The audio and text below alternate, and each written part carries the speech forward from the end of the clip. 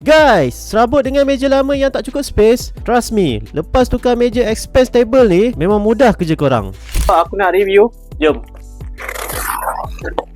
Okay guys, apa yang best, surface dia luas gila. Boleh letak laptop, monitor, buku, siap ada space untuk coffee lagi. So meja ni aku jadikan meja untuk review aku lah.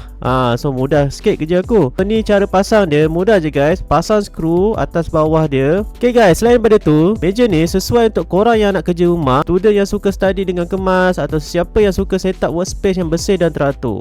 Seriously, ramai yang dah beli meja ni, feedback semua positif gila. Ramai cakap meja ni memang mantap, tahan lama dan buat kerja jadi lebih chill. And then, once bila dah siap, korang boleh turun naikkan meja ni. Ui, memang style guys. Serius, aku tak tipu, memang puas hati meja ni. Memang selesa, memang kukuh. Once bila aku letak barang-barang berat, dia memang steady guys. So, macam mana korang nak dapatkan meja ni? Macam biasa, link aku disediakan.